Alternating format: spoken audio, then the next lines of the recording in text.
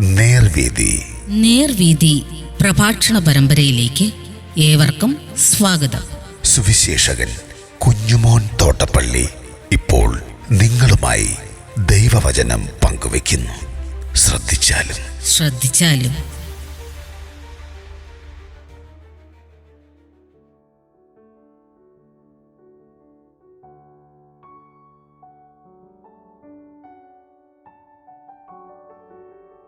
ദിനംപ്രതി ദേവാലയത്തിൽ. ദൈവനാമത്തിന് മഹത്വമുണ്ടാകട്ടെ. അപ്പോസ്തലപ്രവൃത്തി 2-ാം അധ്യായത്തിന്റെ 46-ാം വാക്യം ഞാൻ വായിക്കുന്നത് ശ്രദ്ധിച്ചാലും, ഒരുമനപ്പെട്ട് ദിനംപ്രതി ദേവാലയത്തിൽ കൂടി വരികയും വീട്ടിൽ അപ്പം നുറുക്കിക്കൊണ്ട് ഉല്ലാസവും ഹൃദയപരമാർത്ഥതയും കൊണ്ട് ഭക്ഷണം കഴിക്കുകയും ദൈവത്തെ സ്തുതിക്കുകയും ചെയ്തു പോകുന്നു.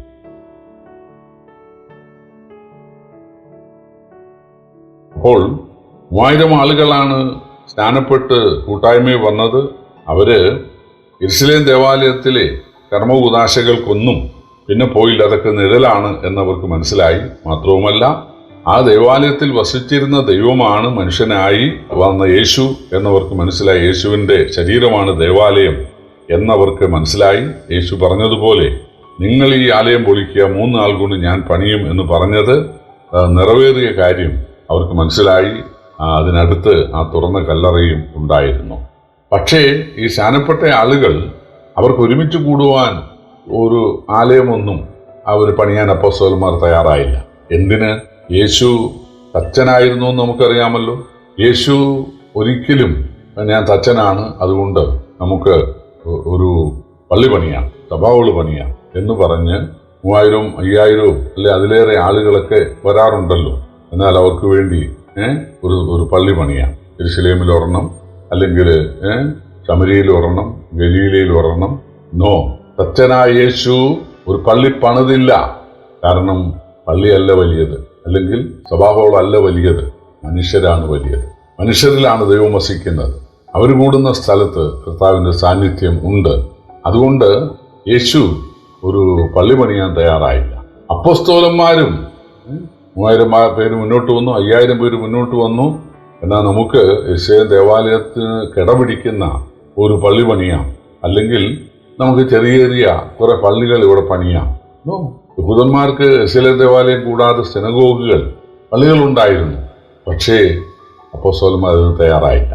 അവിടെ അവർക്ക് ഒരുമിച്ച് ഒത്തുകൂടി പ്രാർത്ഥിക്കാനുള്ള സൗകര്യമുള്ള സ്ഥലങ്ങൾ ധാരാളം ഉണ്ടായിരുന്നു. യെരുശലേം ദേവാലയത്തിൻ്റെ നാടകശാല, അതായത് അതിൻ്റെ പോർട്ടിക്കോകൾ, മണ്ഡപങ്ങൾ എന്നിരുന്ന് ഏതെല്ലാം രാജ്യത്തു നിന്ന് ആളുകൾ വന്നാലും ഏതെല്ലാം ഭാഷക്കാർ വന്നാലും അവർക്കൊക്കെ അവിടെ ഇരിക്കാൻ, വിരിവെച്ച് ഇരുന്ന് പ്രാർത്ഥിക്കാൻ, പാടാൻ, ഭക്ഷണം കഴിക്കാനൊക്കെയുള്ള ആ സൗകര്യം ഉള്ള വിശാലമായ ഒരു സ്ഥലമായിരുന്നല്ലോ യെരുശലേം ദേവാലയം, ശലോമോൻ ദേവാലയം പണിത സ്ഥലം. അപ്പോൾ ഈ സ്നാനപ്പെട്ട ആളുകൾ അവിടെ ശലോമോന്റെ ആ പോർട്ടിക്കോയിൽ അവിടെ വന്ന് ദിനംപ്രതി വരികയും പ്രാർത്ഥിക്കുകയും ചെയ്യുമായിരുന്നു. അകത്ത്, ദേവാലയത്തിനകത്ത്, അല്ലെങ്കിൽ ദേവാലയത്തിലെ പ്രാകാരത്തിൽ യാഗപീഠവും പിച്ചളത്തൊട്ടിയൊക്കെയുള്ള സ്ഥലത്ത് പുരോഹിതന്മാരുടെ അടുക്കൽ ചെന്നു എന്നല്ല.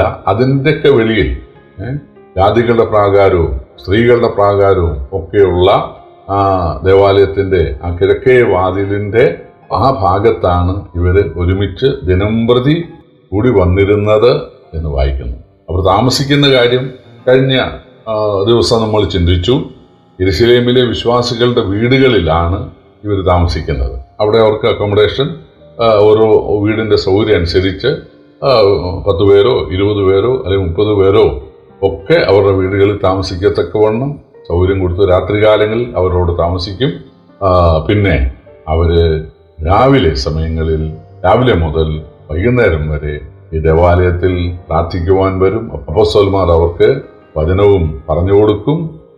ഒപ്പം അവിടെ കാണുന്നവരോട് അവര് സുവിശേഷം പങ്കുവയ്ക്കുകയും ചെയ്യും. പ്രിയപ്പെട്ടവരെ, ആരാധനാലയത്തിനല്ല പ്രാധാന്യം.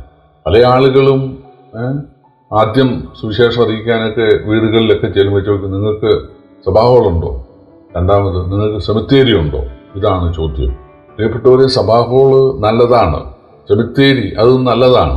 പക്ഷേ നമ്മൾ അതിനു വേണ്ടി, വിശ്വാസികൾ അതിനുവേണ്ടി പണം മുടക്കാൻ തയ്യാറാകണം.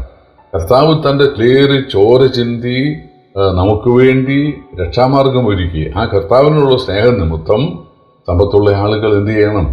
അവരുടെ ആരാധനാലയങ്ങൾ പണിയാൻ അതിനുള്ള സ്ഥലം അവർ നൽകണം, അതിനുള്ള അനുസാരികൾ അവർ നൽകണം.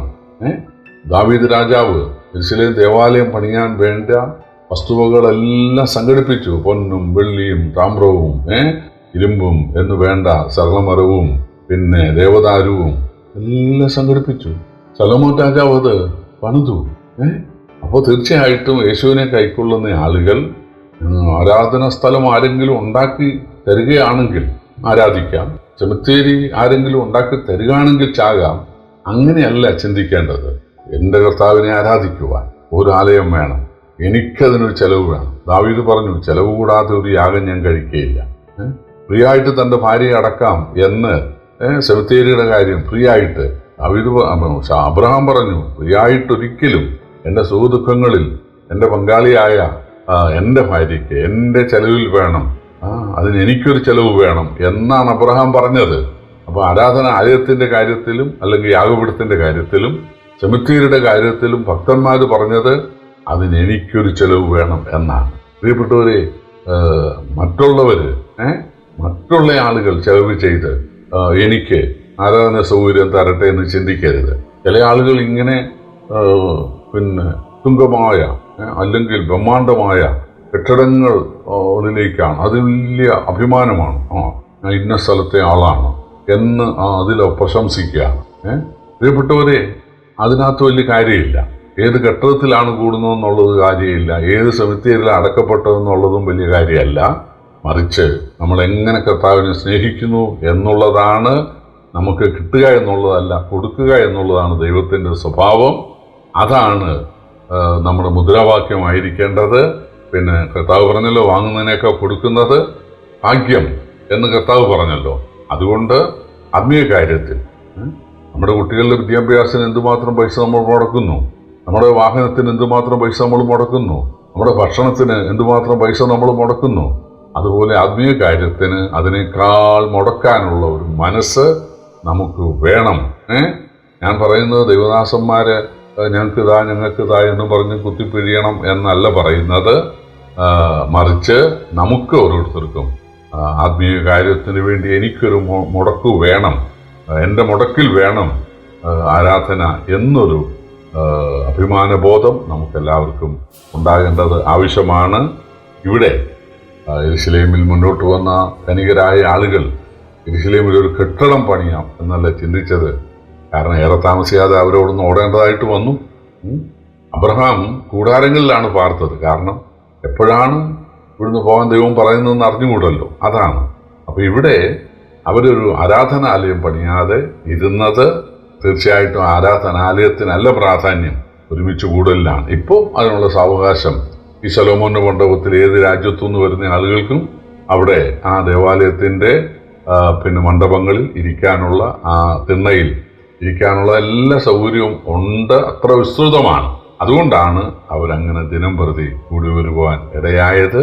കർത്താവ് ആത്മീയ പാഠങ്ങൾ ഇതിൽ നമുക്ക് നൽകട്ടെ. കർത്താവിൻ്റെ വലിയൊരു നാമം വാഴ്ത്തപ്പെടുമാറാകട്ടെ.